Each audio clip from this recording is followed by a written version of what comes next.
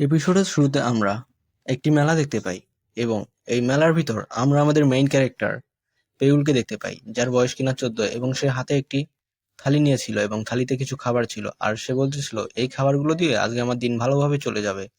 আর সে আশেপাশে একটি ঘুমানোর জন্য জায়গা খুঁজছিল যাতে সে রাতটা কাটিয়ে দিতে পারে এবং সে এভাবে পথ দিয়ে হেঁটে যাচ্ছিল।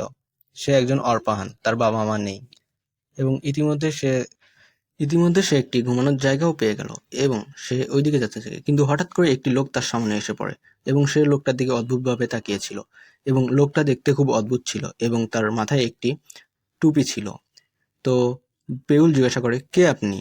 কিন্তু লোকটা কোনো জবাব দেয়নি। লোকটা এক দৃষ্টিতে পেউলের দিকে তাকিয়েছিল এবং আমাদের কিছুক্ষণ পরে দেখানো হয় পেউল একটি রুমে শুয়েছিল এবং আমরা দেখতে পাই পেউল এখানে একা এবং সে অনেকভাবে চোখ খোলাখুলি করছিল এবং সে দেখতে পায় যে রুমটি আসলে অনেক অন্ধকার। তার চোখের কোনো প্রবলেম হয়নি, কারণ রুমটি এতই অন্ধকার সে ভালোভাবে চোখ দিয়ে কোনো কিছু দেখতে পারছিল না এবং সে নিজেকে ভাবতেছিল অন্ধ, কিন্তু সে আসলে অন্ধ না এবং তার শরীর তার সাথে দিচ্ছিল না। সে শরীরে অনেক আঘাত পেয়েছে, মনে হয় কেউ ওকে অনেক মারধর করেছে এবং সে ব্যথায় চিৎকার করছিল। আমরা দেখতে পাই পেউলের চোখ দিয়ে পানি এসে পড়ে এবং সে কান্না করে বলতে থাকে, কিছুক্ষণ আগে কিছুক্ষণ আগে আমি মেলায় ওই ব্যক্তিকে দেখেছিলাম। ওই ব্যক্তি আমার সাথে কি করেছিল আমি জানি না, কিন্তু সে আমাকে এটাই বলেছিল, তোকে দেখে মনে হচ্ছে তুই অনেক কাজের। আর এই কথা বলেই লোকটি আমার সাথে কি করেছে আমি নিজেও তা জানি না। এবং তারপর থেকে আমার চোখ খোলার পর্যন্ত আমি দেখতে পাই আমি এই অন্ধকার রুমে একা এবং আমার সাথে কেউ নেই। আমার নাম পেউল, আমার বয়স 14। আমার বাবার নাম পেউ ইনাক এবং মায়ের নাম লি সংহিন। আমি এখানে কালো অন্ধকারের ভিতর ডুবে আছি। আমি জানি না আমি এখানে কতক্ষণ এইভাবে অজ্ঞান হয়ে পড়েছিলাম এবং জানি না আমি অজ্ঞান হয়ে আদৌ ছিলাম কিনা, কিন্তু আমি এখানে অনেক একা মনে হচ্ছে এবং ভয় লাগছে। আমার জীবনে বাঁচার কোনো উদ্দেশ্য নেই। কি কারণে বাঁচবো আমি? কেন বাঁচবো? ওই লোকটিকে কি আমাকে এখানে মেরে ফেলার জন্য এভাবে রেখে চলে গিয়েছে? আমি কি এভাবে এখানে মরে যাব ধীরে ধীরে? হয় আমি এখানে এভাবে মরে যাব, না হয় পাগলপান্তিতে মরে যাব। ওই লোকটি কেন কেন আমার সাথে এমন করলো? ওই লোকের কাছ থেকে আমি কি নিয়েছিলাম? ওই লোকটার তো আমি কোনো কিছু করিনি। আমি জাস্ট একজন ভিক্ষুক।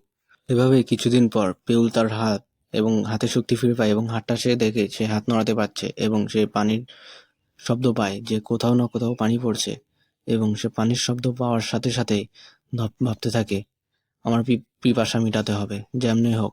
এই কথা ভেবে সে ওঠার চেষ্টা করে এবং তার শরীর নড়াচড়া করতে থাকে এবং সে অনেক কষ্ট করে যেমনই হোক উঠে দাঁড়ানোর চেষ্টা করে এবং সে উঠে দাঁড়াতেও সক্ষম হয় এবং সে ধীরে ধীরে বলতে থাকে, লিটল মোর, আর কিছুক্ষণ, আর কিছুক্ষণ। এভাবে সে দেওয়ালে হাত দিয়ে খাড়া হয়ে দাঁড়ানোর চেষ্টা করে এবং সে ইতিমধ্যে দাঁড়ানোর জন্য চেষ্টা করতে করতে আবার পড়ে যায় এবং সে বলে, হার মানবো না, আমাকে পারতেই হবে, আমাকে বেঁচে থাকার জন্য পারতেই হবে, এসব আমাকে করতে হবে। হারি আপ, তাড়াতাড়ি তাড়াতাড়ি পেউল, তোমাকে পারতেই হবে। সে নিজেকে এভাবে অনুপ্রাণিত করতে থাকে এবং সে ধীরে ধীরে একটি পাথরের কাছে যায় এবং সে দেখে পাথরটি অনেক ভিজে। এই ভেবে সে নিজের হাত দিয়ে পাথরটিকে ভাঙানোর চেষ্টা করে, কিন্তু সে এটা পারে না। সে দেখে তার আঙ্গুলটি কেটে যায় এবং সে অনেক ব্যথা পায়। সেই কারণে সে আবার মাটিতে শুয়ে পড়ে, আঙ্গুলটি নিজের মুখে দেয় এবং সে রক্তগুলো খাইতে থাকে এবং সে বলে, এটা ননসেন্স, এটা কোনো কাজে আসলো না। ফু। এবং সে হাঁপাতে থাকে, সে কি করবে এটা ভাবতে থাকে এবং সে এখানেই ঘুমিয়ে পড়ে এবং কিছুক্ষণ পর সে অনুভব করে তার সামনে কেউ একজন এসে দাঁড়িয়ে আছে এবং সে চোখ খুলে বলে, কে কে আমার সামনে দাঁড়িয়ে আছো?